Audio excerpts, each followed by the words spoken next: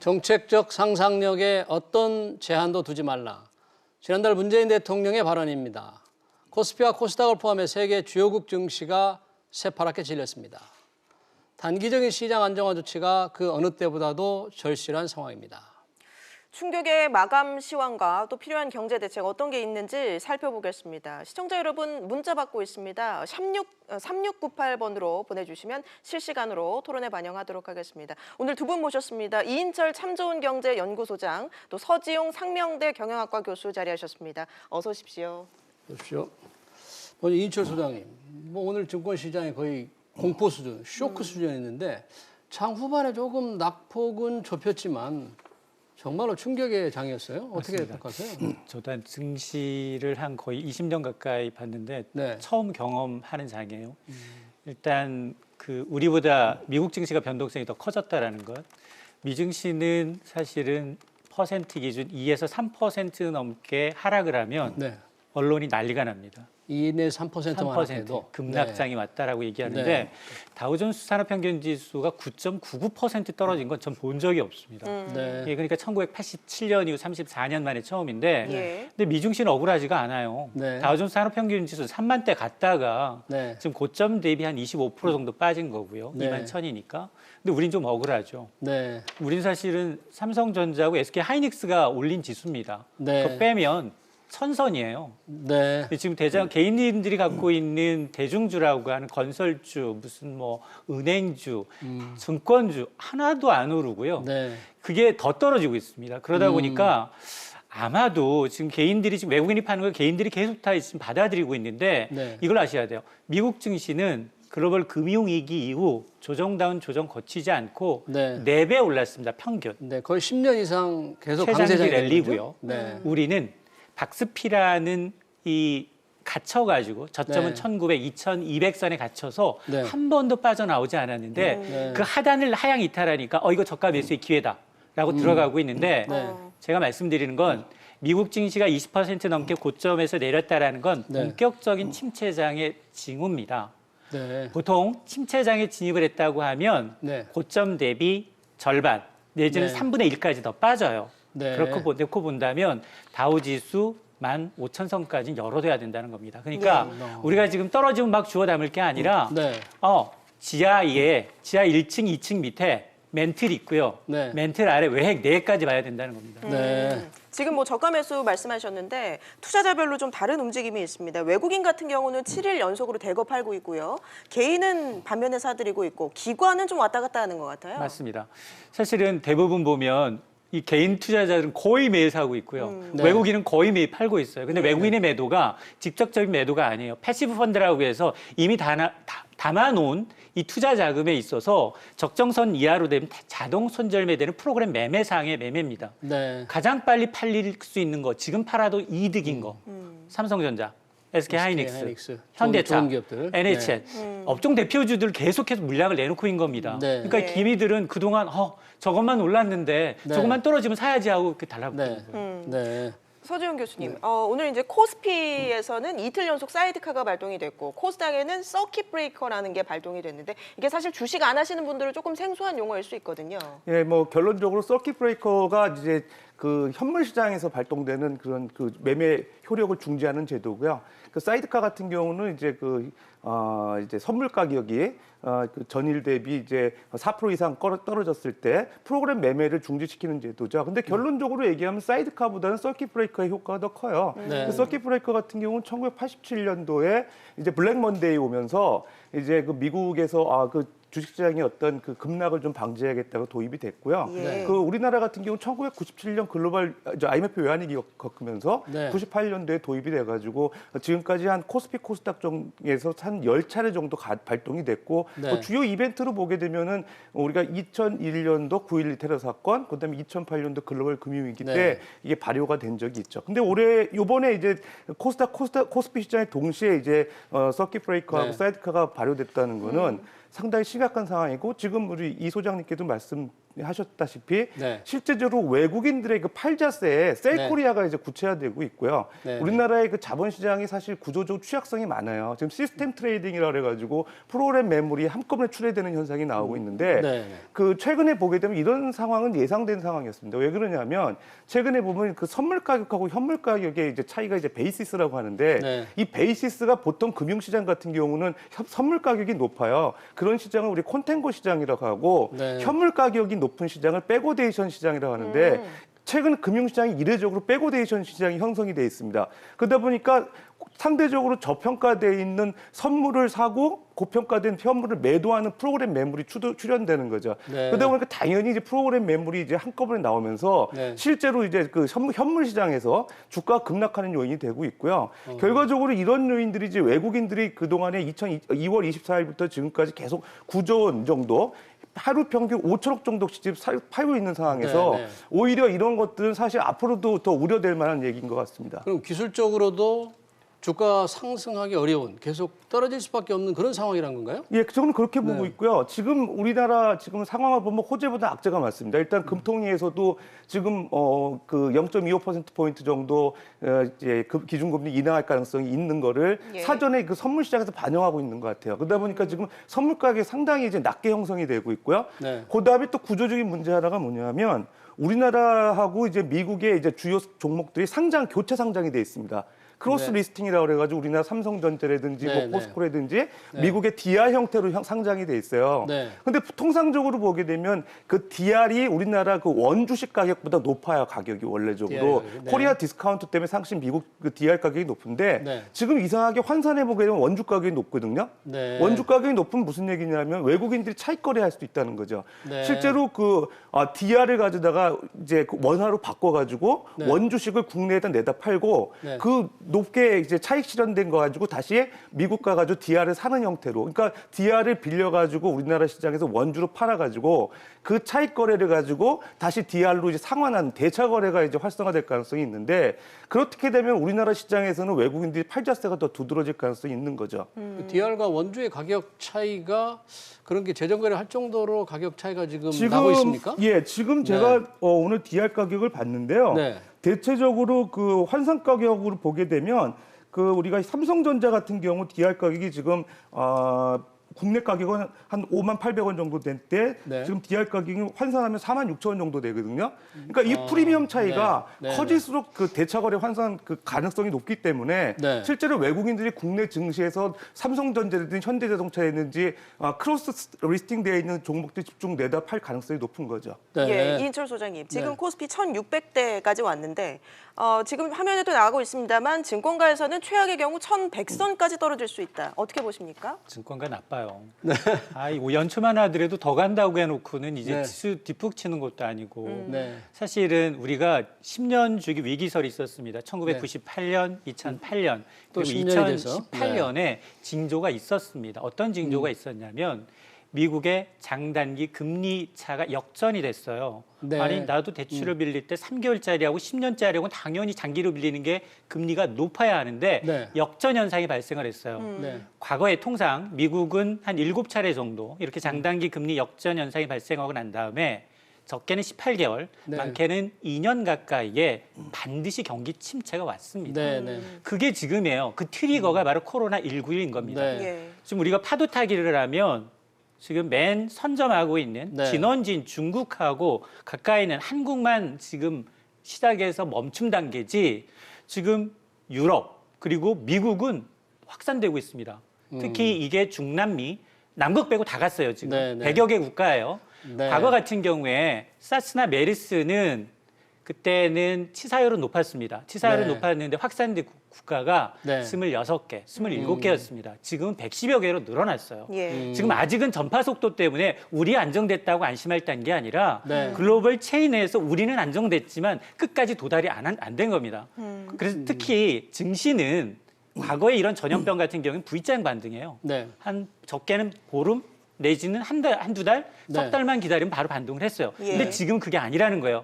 왜냐하면 끝까지 110에서 더 어느 정도 더 갈지 모르는 상황이고 나 혼자 밧줄 탔지만 저 끝에는 전달되려면 한참 시간이 걸립니다. 네. 그래서 이제 지금 함부로 바닥을 예단하지 말라라는 거예요. 그러면 예. 아까 말씀하신 대로 10여 년이 넘는 미국의 불마켓 강세 시장이 코로나로 인해서 이제 어떤 바늘을 딱 찔러 가지고 터지는 상황이라면 네. 그 위기 상황과 그 시장의 침체 요인이 지속적으로 지금 올 수밖에 없다는 얘기인데. 맞습니다. 그게 더 큰 문제는 뭐냐?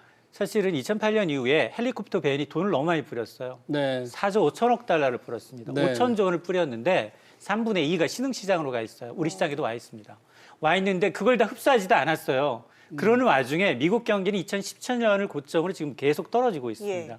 그런 징후가 나타났던 걸 트럼프 대통령이 아메리칸 퍼스트라는 이 보호주의로 네. 세계 각국을 다 갑질한 거잖아요. 네. 야, 자동차 팔면 관세 붙이고, 야, 네. 중국 너, 야, 왜 우리 거 베껴지? 기술 베끼지 마라고 하면서 미국 전쟁을 계속 했었던 거고, 네. 그러면서 세금 깎아주고 정말 버블로 키워온 시장이었거든요. 타이밍의 문제일 뿐 버블로 키워내는 시장은 반드시 붕괴가 됩니다. 네. 그렇군요.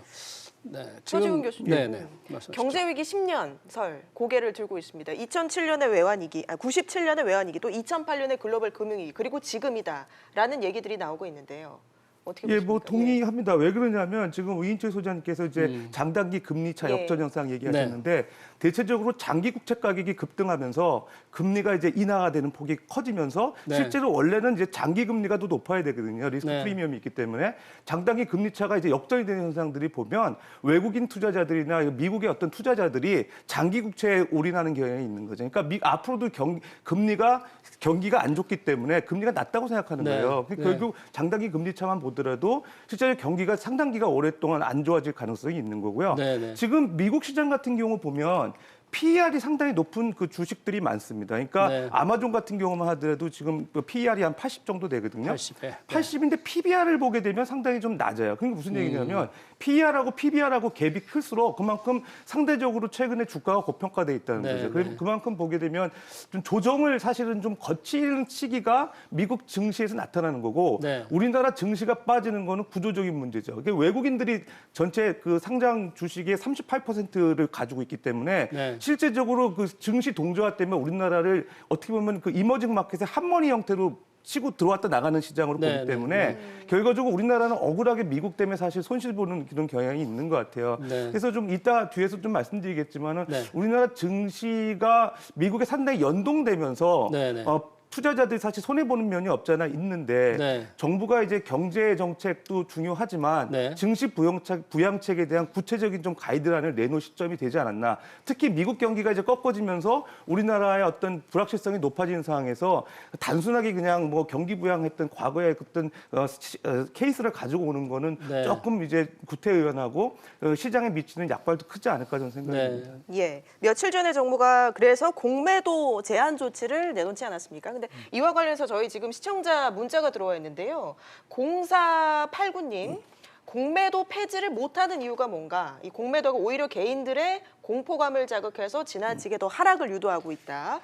예, 이런 의견이 있는데 어떻게 보십니까? 두세 가지 이유가 있어요. 일단은 선진국에서는 하는 통용이 되고 있는 공유기법입니다. 투자 기법이에요. 아니 투자가 뭐 오를 때만 먹는 거냐? 내릴 네. 때도 먹을 수 있잖아요. 라는 이제 이 논리로 인해서 선진국은 되고 한국이 안 된다라고 하면 사실 우리나라는 중국하고 일본보다 국가 신용 등급은 높지만 네. 적어도 금융시장에 대해서는 우리는 선진국이 아닙니다.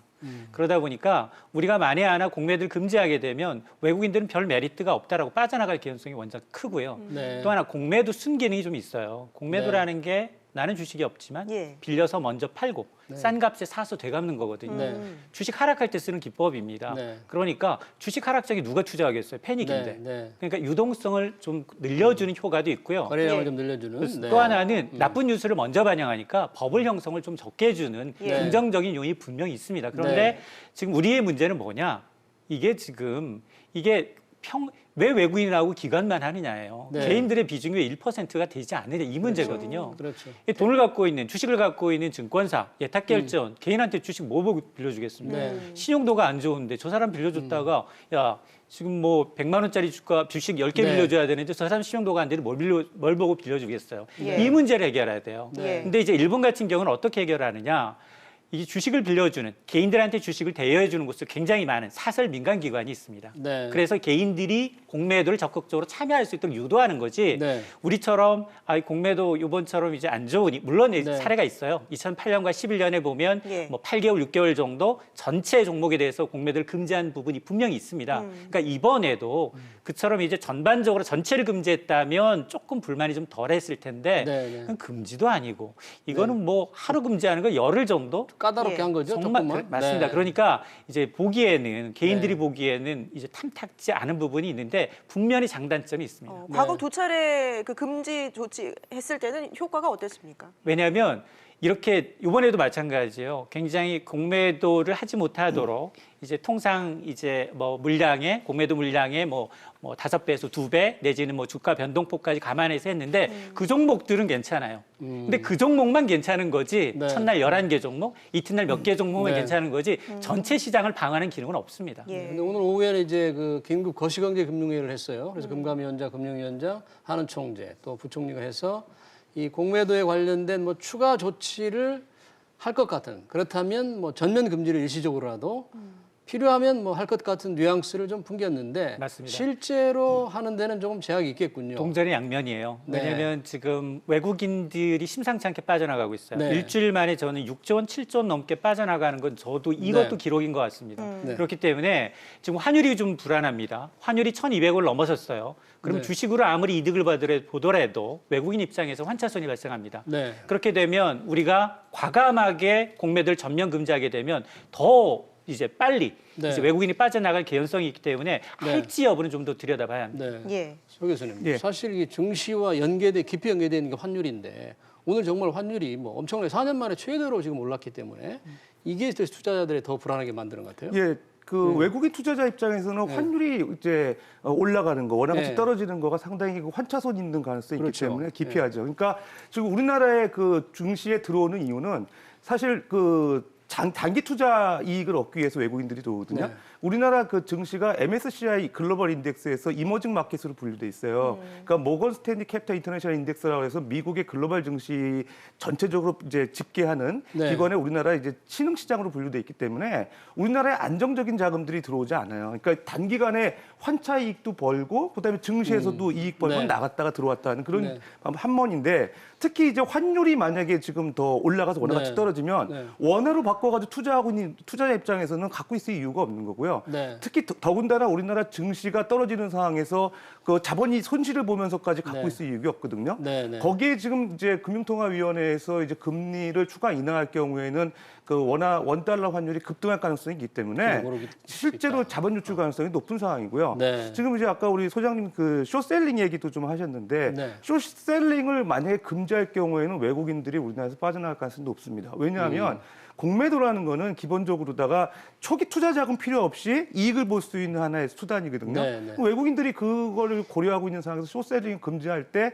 당장에 이제 이제 매도세가 줄면서 네. 증시가 안정화되는 효과는 있지만 장기적으로 볼 때는 효과가 좀 적을 것 같고요. 네. 대신 우리나라 같은 경우는 좀 ETF 레버리지 같은 상품들이 있거든요. 네. 그러니까 ETF 인버스 상품 같은 게 있는데 ETF 인버스 같은 경우는 실제로 그 인덱스 펀드들이 발달하면서 증시가 오를 때 같이 오르고 떨어질 때 증시가 오를 때는 내려가고 네. 증시가 내려갈 때 이익 보는 그런 상품이죠. 네. ETF 인버스 같은 상품들이 있는데 그런 상품들을 활용할 수 있는 그런 좀 조치를 대신하는 것도 좀 장기적으로 필요하지 않나 생각이 듭니다.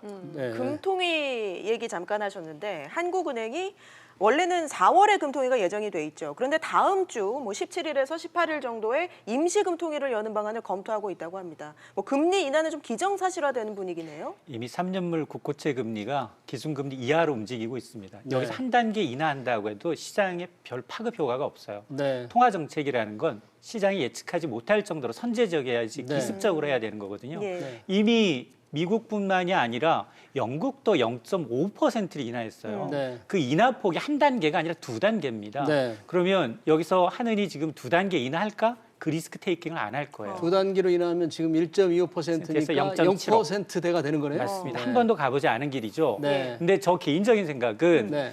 한 단계 인하하면 시장에서 오히려 뒷북이다, 실기론이다라고 나올 수밖에 없습니다. 그리고 이제 가장 중요한 건 미국이 지금 이달 초에 금리를 0.5% 인하를 했지만 지금 나스닥 선물 지수와 S&P 500 선물 지수가 급등하고 있는 건 네. 또 한 번 트럼프가 뭔가를 내놓지 않겠느냐라는 기대감이거든요. 이 시간에 예. 지금 선물이 조금 오르고 있는 거죠? 맞습니다. 네, 이 그 시간에. 때문에 네. 지금 아시아 증시가 조금 오르고 조금, 있는데 네.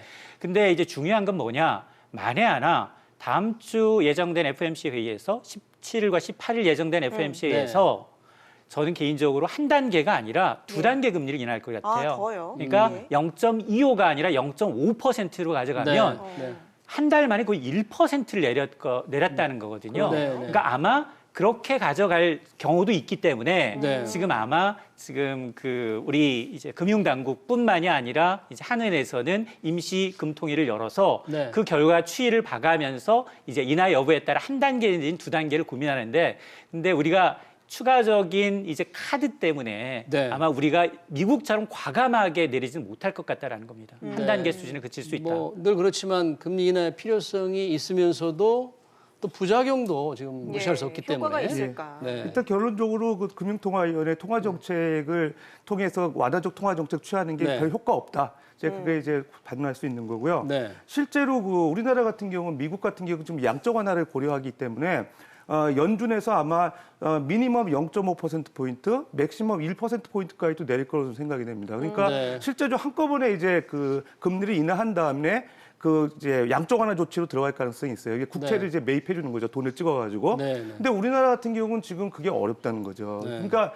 제가 생각할 때 금융통화위원회에서 크게 고려하면은 0.5%포인트 인하할 건데 그럴 가능성 거의 없고 0.25% 내릴 가능성이 있어요. 그럼 근데 시장이 실망할지 모른다는 게 우리 이수남 뭐 얘기고. 이미 네. 우리가 이제 그 네. 통화 정책이 이제 파급 경로라 그래가지고 실제적으로 그 중앙은행이 기준금리를 인하하게 되면 그게 이제 시중금리, 예대율 네. 금리로 이제 전파가 되는 경로들이 이제 메커니즘이 신속하게 연결이 돼야 되는데 실제로 시장이 선반영하고 있거든요. 이미 네. 인포메이션이 다 나온 상태에서 이미 예대율 금리 다 내려갔습니다. 네. 실제로 우리 그 시중은행들 보게 되면요, 그 저원가 예금이라고 그래가지고 보통 예금이 전체 은행에서 차지하는 비중이 한 20에서 40% 돼요. 네. 그러면 결국 무슨 얘기냐면은 금리를 인하하게 되면 대출 금리도 내려야 되고 예금 금리도 떨어진단 말이에요. 네. 그럼 결과적으로 예금 금리는 지금 보통 예금 금리가 연 0.1%밖에 안 되는데 거기서 어떻게 더 내리겠습니까? 그럼 못 내리거든요. 그럼 대출 금리를 내려야 되는데 대출 금리를 내리게 되면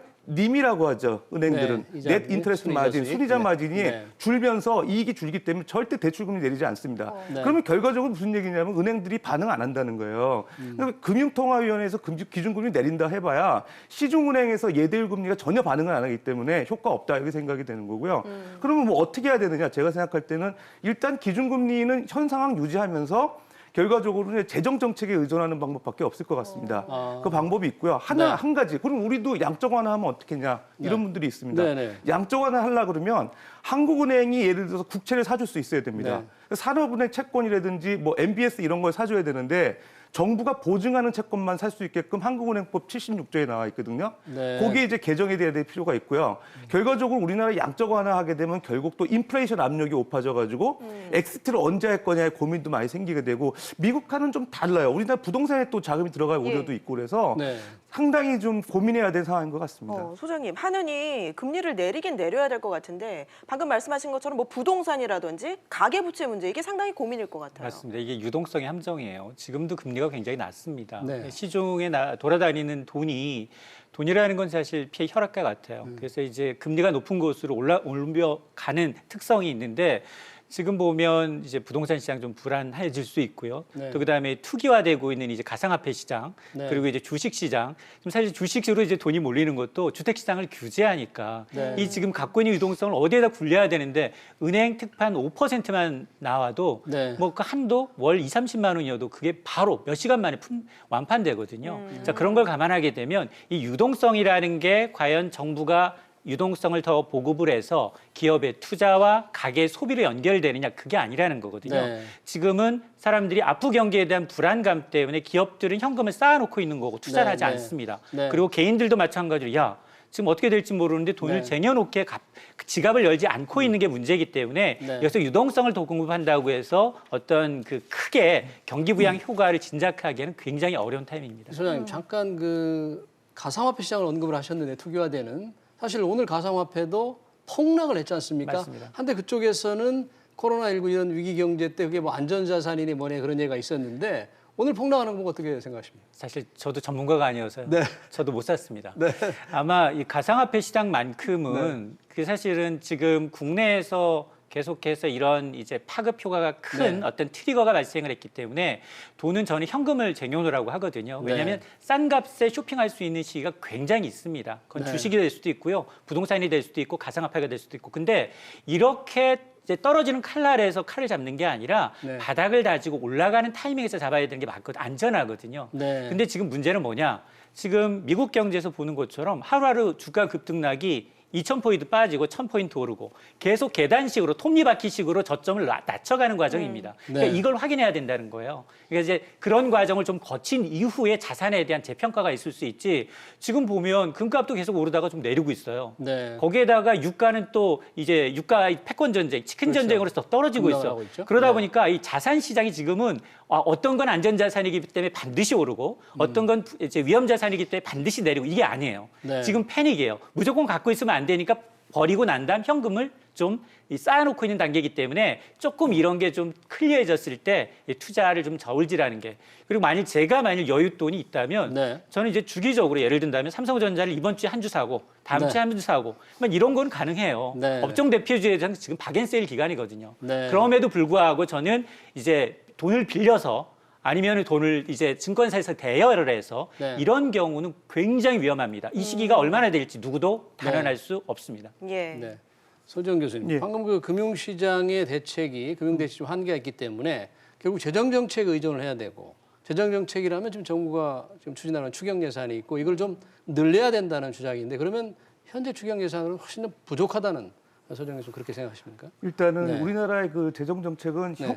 재원을 그 적자 국채를 발행해가지고 그렇죠. 재원을 마련해서 직접 그 투자 공급하는 그런 네. 직접 금융 형태로 많이 이루어지고요. 네. 미국 같은 경우는 최소한 세율을 낮추고 그 다음에 이제 지급 보증을 통해서 간접 금융 형태로 지원하는 형태가 다른데요. 예. 네. 파급 효과가 미국 쪽이 훨씬 크죠. 특히 미국 같은 경우는 지금 페이롤 텍스를 0%로 올해까지 하겠다고 이제 얘기를 하고 있잖아요. 급여세요? 중산층을 네. 타겟으로 하는 그런 소득세 인하 정책입니다. 근데 우리나라 같은 경우는 이제 저소득층이나 이제 소상공인들을 위해서 이제 이 세율을 좀 감면해주고 법인세 인하하는 네. 그런 조치로 이제 맞서고 있는데, 그리고 최근에 이제 또 기본 재난 소득 이런 얘기도 많이 나오고 네. 있는데 예. 결과적으로는 효과는 미국 쪽이 더 클 것 같고요. 네. 우리나라 같은 경우는 실제로 이제 중산층을 타겟으로 한 대책이 좀 나와야 될 것 같습니다. 그러니까 결과적으로 소비를 늘리기 위해서는 구매력이 많이 갖고 있는 그 중산층들이 실제적으로 소득이 늘어날 수 있도록 조치를 취해줘야 되는데 그런 정책 하나도 없거든요. 네. 그런 정책 없고,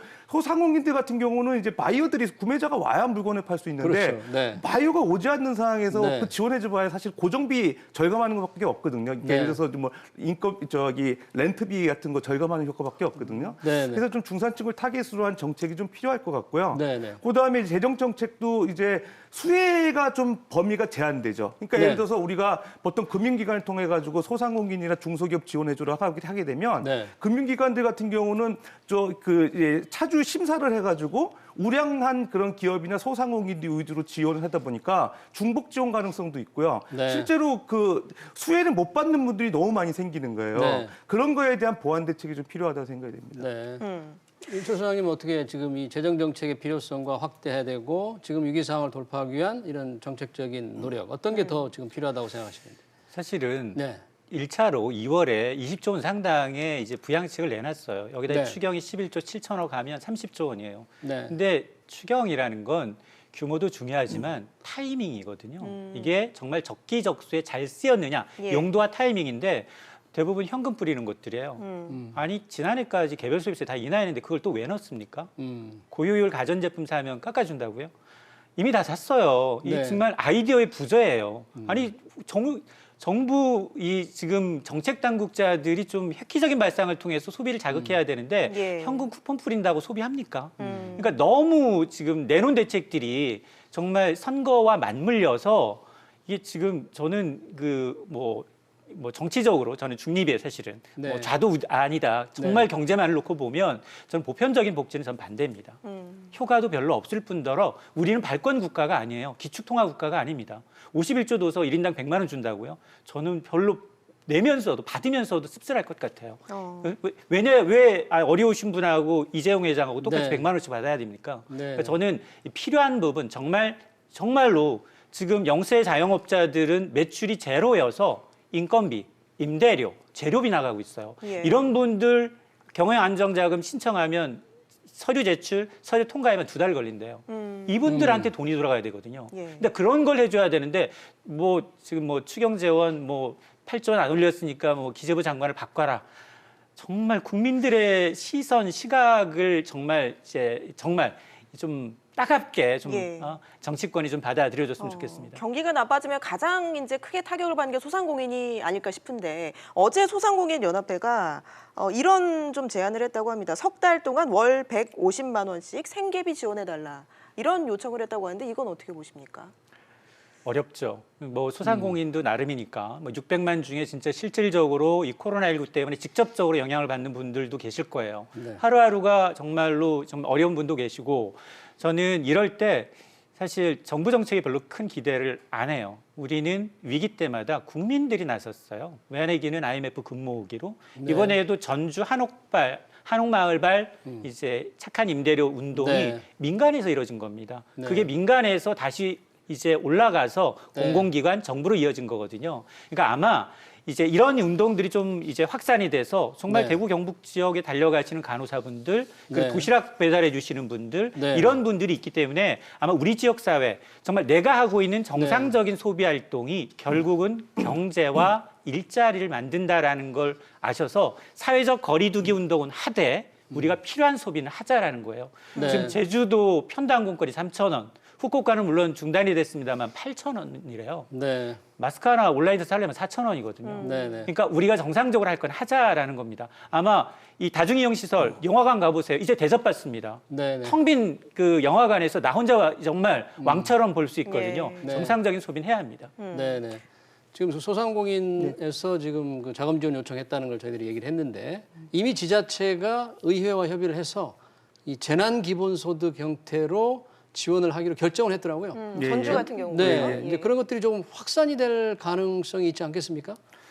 그럴 가능성이 있을 것 같습니다. 근데 네. 제가 볼 때는 가장 큰 문제가 정부 재원이 실제로 필요한 사람들한테 가는 것보다는 이제 좀 우량하게 여유가 있는 사람들 위주로 갈 가능성이 있고요. 보통 이제 정책 자금 지원할 때 올랜딩 대출이라 그래가지고 금융기관을 통해서 배분하는 그런 정책들을 취하는데 네. 그 채널 자체가 적절하게 가동을 잘 안 돼요. 실제적으로 네. 은행들 같은 경우는 위험차주에 대해서 이제 돈을 대출해 줬을 경우에는 네. 그 위험 가중 자산이 올라가면서 자기자본 비율이 떨어지는 그 부담이 있기 때문에 네. 가급적이면은 정책 자금을 이제 은행의 좀 경영에 도움이 되는 쪽으로 우선적으로 지급하거든요. 네. 그런 게 좀 문제가 있고 그다음에 제가 생각할 때는 신용 보강하는 조치가 좀 필요할 것 같습니다. 그러니까 예를 들어서 지금 저신용 등급, 그러니까 1등급, 2등급인 분들 같은 경우 은행에 대출 못 받습니다. 네. 그럼 그분들을 대신해서 정부가 지급 보증을 서주게 되면 네. 신용 등급이 4등급, 5등급으로 올라가게 되면 네. 대출 받을 수 있는 금액도 커지고 금리도 떨어지거든요. 대출 네, 금리 그렇죠. 낮아지거든요. 그런 정책을 통하면 정부가 재원을 직접 마련하는 거에 대해서 재정 부채도 최소화할 수 있고요. 그다음에 어떤 수혜 범위도 넓힐 수 있는 그런 좀 아이디어를 생각했으면 좋겠고 네. 지금 대통령께서 오죽하시면은 정책적 상상력이라는 걸 좀 얘기를 하신 건 네. 무슨 얘기냐면 공무원들 열심히 하시지만은 실제로 이런 위기 상황이 되면 과거의 어떤 상황에서 취했던 정책들을 가지고 업데이트하는 그런 수준인 것 같아요. 제가 보면 네. 우리나라처럼 무슨 컨팅전시 플랜이 이틀이면 나오는 나라는 거의 없는 것 같습니다. 네. 그러니까 항상 신속하게 대응해야 하는데 네. 첫 번째 요인은 공무원들이 너무 일을 열심히 하시는 거 아니면은 실제적으로 기존에 있는 거에 업데이트하는 수준이 아닌가 이런 생각 들거든요. 열심히 하는 것도 중요하지만 잘하는 게 중요한데. 그다음에 네. 우리나라의 정책에 대한 안을 보게 되면요. 계획을 보면 최소 10페이지입니다. 엄청 내용이 많습니다. 네. 그 안에 있는 너무 디테일한 내용들이 많은데 좀 간략하게 하면서도 임팩트가 있는 시장에 임팩트가 있는 그런 조치가 네. 취하죠. 저는 미국의 지금 트럼프 대통령이 내놓은 대응안을 보게 되면요. 우리나라에 비해서 훨씬 컨사이스합니다. 간편합니다. 간결하고 네. 그럼에도 불구하고 시장에 미치는 임팩트가 상당히 기억이 잘 되거든요. 그런 쪽으로 내면서 뭔가 시장에 주는 순기능적인 역할을 할 수 있게끔 좀 가급적이면은 좀 임팩트 있는 그 시장 정책이 나왔으면 좋겠습니다. 예, 서지훈 교수님 지금 뭐 중산층 관련 대책 좀 언급을 해주셨는데 저희 시청자 문자 보면은 2959님 또 0530님께서 중산층에게 힘을 주세요. 중산층 살리는 대책 좀 마련해 주세요. 이런 의견 보내주셨거든요. 소장님, 예, 어떻게 보십니까? 정말 제가 아까 이제 정책적 발상의 새로운 전환이 좀 필요하고 정말로 국민의 세금이 월급으로 나가시는 분들이거든요.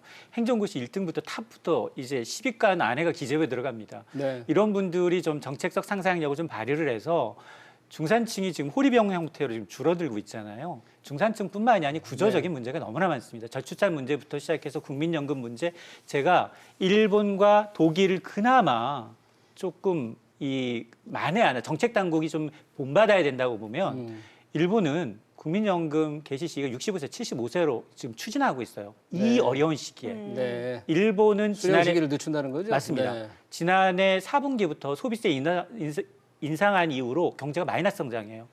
그리고 올림픽 취소 얘기 나오고 있습니다. 이 상황에 정책적으로 밀어붙이고 있고요. 마찬가지 프랑스도 비슷합니다. 그런 걸 보게 되면 연금 개혁을 하고 있다. 굉장히 강력한 지지율에서 밀고 나갈 수 있는 행정력을 하고 있는 분들이 결국은 나중에 역사의 뒤안길에서 재평가를 받거든요. 그러니까 지금 너무 포퓰리즘식으로 뭐 선거 내지는 이걸 보는 게 아니라 중장기적인 로드맵으로 어떤 체질을 바꿀 수 있는 정책들이 나와야 합니다. 예, 알겠습니다. 여기까지 듣도록 하겠습니다.